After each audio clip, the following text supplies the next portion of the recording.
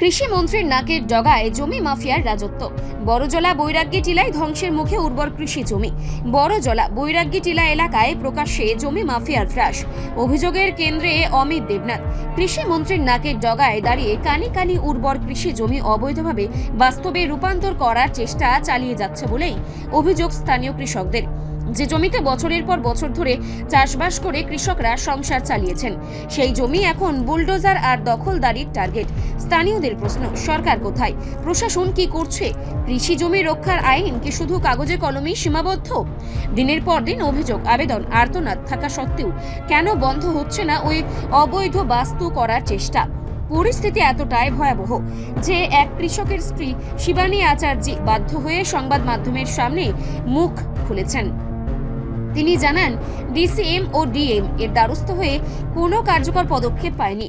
শেষ পর্যন্ত তিনি রাজ্যের কৃষি মন্ত্রীর কাছেই অতি দ্রুত হস্তক্ষেপের আর্জি জানান। তার কণ্ঠে ক্ষোভ আর হতাশা। এই জমি নষ্ট হলে আমরা পথে বসবো।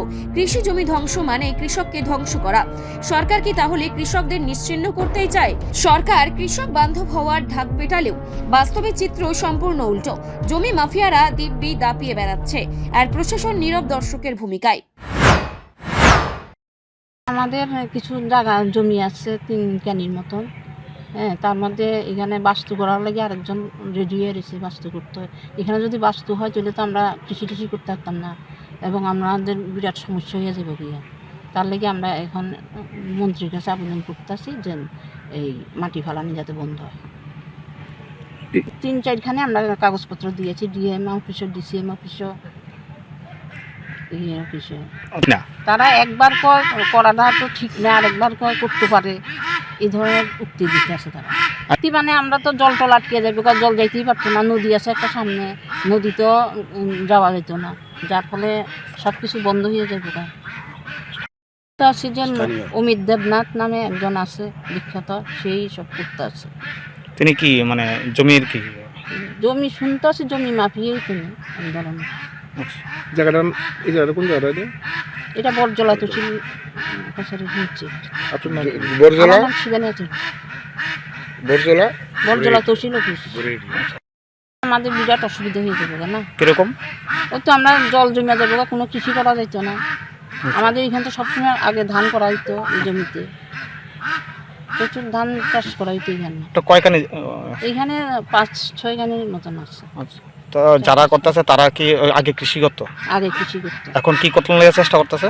এখন তো তারা বেচা বিক্রি করানোর লেগে খুব চেষ্টা করতেছে, যার ফলে কৃষিকাজ বন্ধ হয়ে যাবে গিয়া। এখন তারা চেষ্টা করতে আছে যে এটা বাস্তুর করানোর লেগে, শুনতে আসি এটাই কথা। এখন কি আপনারা অবজেকশন দিয়েছে? আমরা অবজেকশন দিয়ে দিচ্ছি। তাদের কাছে অতটুকু আবেদন যাতে এসব যাতে বন্ধ হয়, আমরা যাতে কৃষির কাজ ঠিকমতো করতে পারি, এটাই আমাদের আবেদন। কার কাছে? ওই তো মাননীয় কৃষিমন্ত্রী।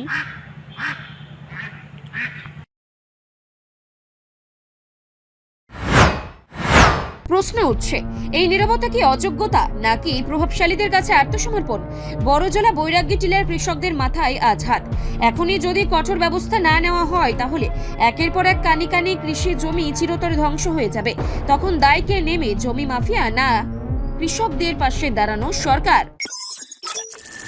রিপোর্ট সংবাদ প্রতীক্ষা।